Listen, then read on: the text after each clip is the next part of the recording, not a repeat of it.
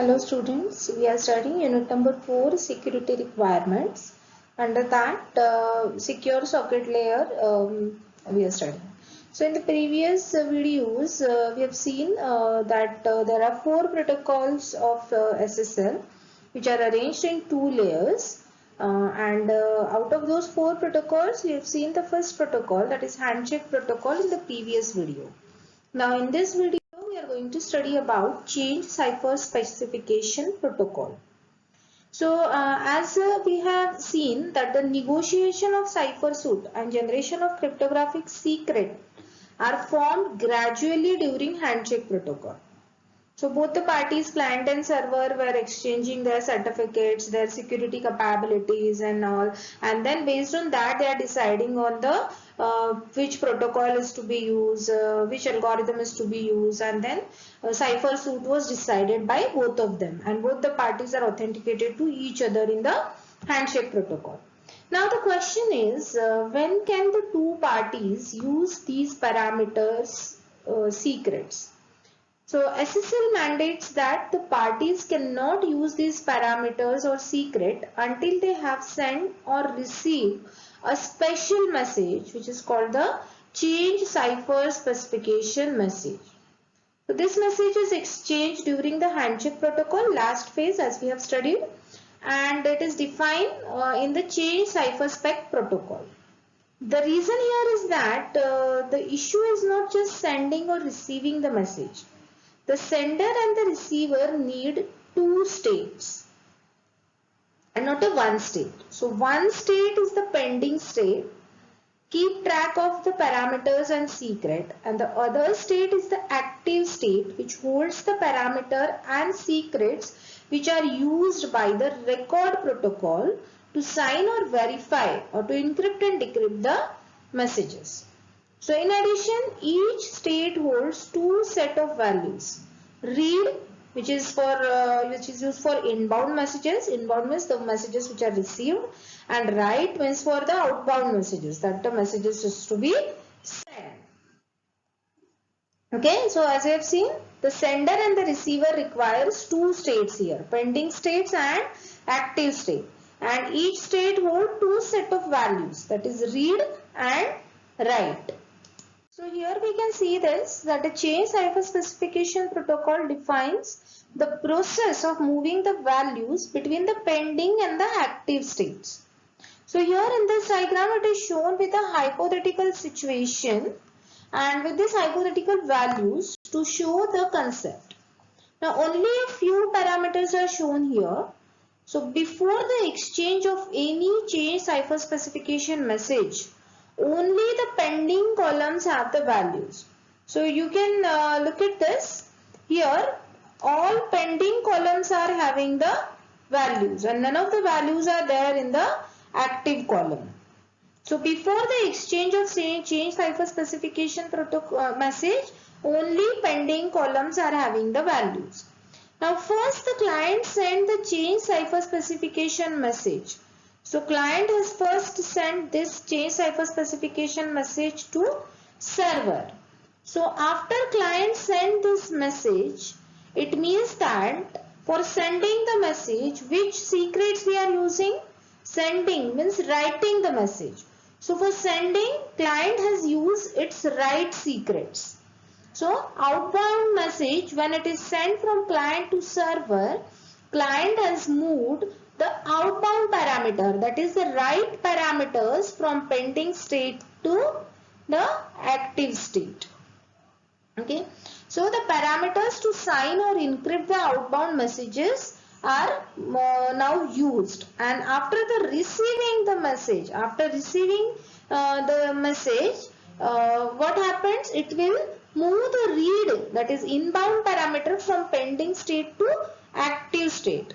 Now the server can verify and decrypt the message. So look at this. Once server has received this change cipher specification message, it is an inbound message for server, and when it is an inbound message, it means that the read secrets are used. The read secrets are used. So read secrets are moved from the pending state to the active state. So here the read secrets are now in the active state. Now after that, server is sending this change cipher specification message to client. So while sending the message, server has used its write secret. So the write secrets of server are now moved from pending state to active state, and after receiving this change cipher specification message, client has used the read secrets for verification or decryption of the message.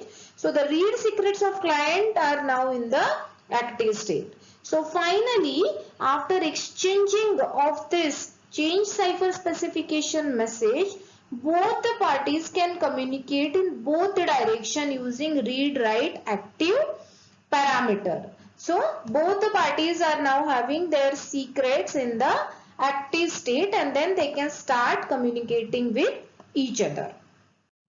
Now the next protocol which is there in SSL is an alert protocol.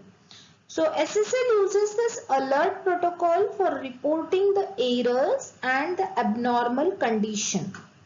So it has only one message type, that is the alert message, which describes the problem and the level of the problem, or warnings or fatigue. So the different types of alert messages which are defined for SSL are these. So when the value of the alert message is set to 0, it indicates that it is a close notify message. So close notify means that the sender will not send any more messages. It means that the session is now closed from the sender side.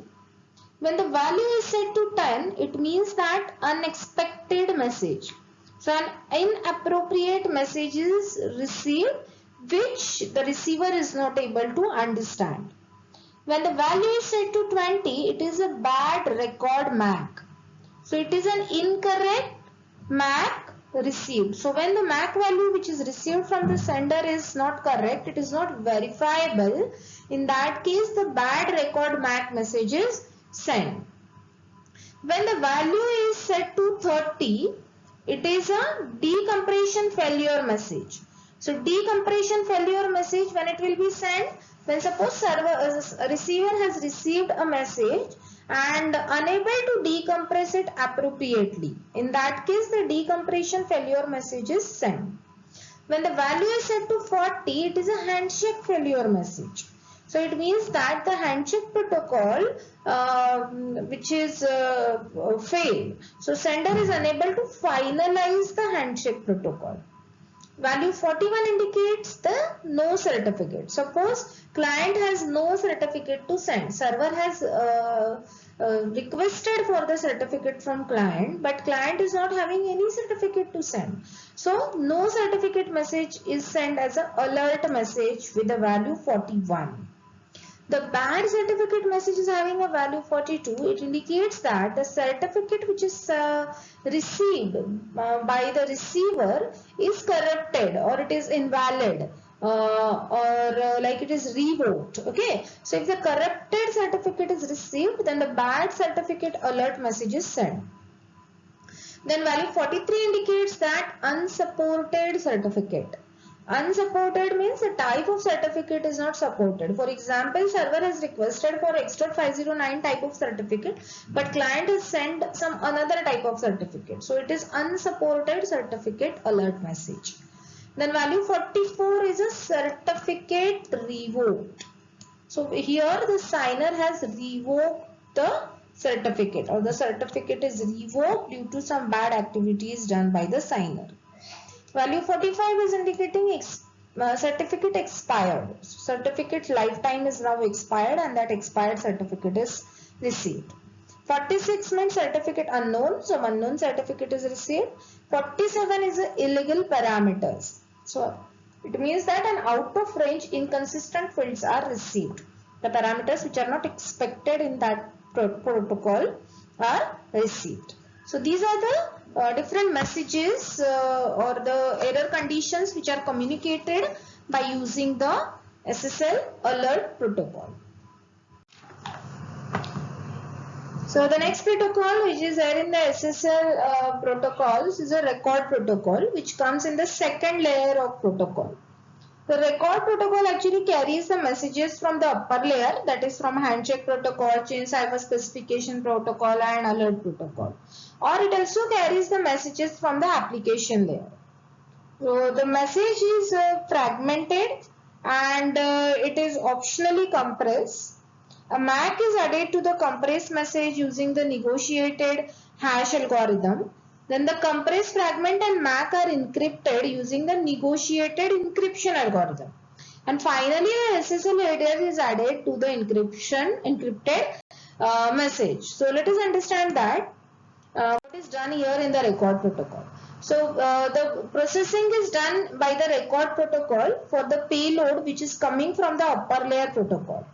So first the upper layer protocol is fragmented. After the fragmentation it is compressed. Again compression is optional. Okay, so after applying compression the hash algorithm is used along with the other values and which will generate the MAC, message authentication code. It is appended with the compressed fragment and then it is encrypted. For encryption the right cipher secrets are used, because encryption means encryption is done by sending the message. So for the outbound messages, right cipher secrets are used. Then each fragment is encrypted, which is called as a SSL payload. And to this SSL payload, RPH header is applied. So RPH is a record protocol header. So this process can be done only when the cryptographic parameters are in the active state.